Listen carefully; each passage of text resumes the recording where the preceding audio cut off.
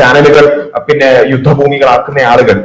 എന്നാൽ ഈ വഴി അടക്കാൻ ആരെങ്കിലും ശ്രമിച്ചാലോ അപ്പൊ പറയേ അതെന്താണ് ഇതിങ്ങനെ റിഗ്രസീവ് ആണോ, 6-ാം നൂറ്റാണ്ടിലേക്ക് പോവാണോ, ഒരാള് സംസാരിച്ചാൽ എന്താണ് കുഴപ്പം, ചാറ്റ് ചെയ്താൽ ആകാശം ഒടിഞ്ഞു പൊളിഞ്ഞു വീഴുമോ, ആണും കൊണ്ടും ഒറ്റക്കായാൽ പിന്നെ ഭൂമി കുലുങ്ങുമോ എന്നൊക്കെ ചോദിച്ചിട്ട് വലിയ പ്രശ്നം ഉണ്ടാകും. അപ്പൊ ഇവിടെ യഥാർത്ഥത്തിൽ ഇവർക്ക് ഇത് എങ്ങനെയാണ് ഒരു സൊസൈറ്റി വർക്ക് ചെയ്യുന്നതെന്ന് അറിയാത്തതുകൊണ്ടാണ്.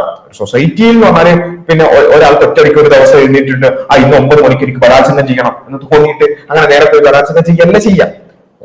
ഓരോരുത്തർക്കും ബലാത്സംഗം മാത്രമല്ല കേട്ടോ ഞാൻ പറയുന്നത്, ഏത് തെറ്റാണെങ്കിലും എന്ന് പിന്നെ 8:45 ഞാൻ കള്ളു കുടിക്കുന്നതാവുന്നു, 9:45 ഞാൻ സിഗരറ്റ് വലിക്കുന്നതാവുന്നു, അങ്ങനെയൊന്നല്ല. അതിലേക്ക് ഏത് തെറ്റാണെങ്കിലും അതിലേക്കൊക്കെ സാഹചര്യങ്ങൾ എത്തിക്കുന്ന കുറെ കാര്യങ്ങളുണ്ട്. ആ സാഹചര്യങ്ങളിലൂടെയാണ് ആളുകൾ എത്തുക. അപ്പൊ ആ സാഹചര്യങ്ങൾ തടയുക എന്നുള്ളതാണ് തെറ്റുകൾ തടയാനുള്ള ഏറ്റവും നല്ല വഴി എന്ന് പറയുന്നത്. അപ്പൊ ഇതാണ് യഥാർത്ഥത്തിൽ നമ്മൾ ചെയ്യേണ്ടത്. അപ്പോ അതാണ് ഇസ്ലാം ചെയ്യുന്നത്. കാരണം ഇസ്ലാം മനുഷ്യനെ സൃഷ്ടിച്ച, മനുഷ്യന്റെ മനസ്സറിയുന്ന, മനുഷ്യന്റെ തിന്മകളിലേക്കുള്ള ചായ്വ് അറിയുന്ന, നന്മകളെ കുറിച്ച് അറിയുന്ന, ആണിനെയും പെണ്ണിനെയും സൃഷ്ടിച്ച പടച്ചവനാണ് എന്ത് ചെയ്തിട്ടുള്ളത്, ഇത്തരം നിയമങ്ങൾ തന്നിട്ടുള്ളത്.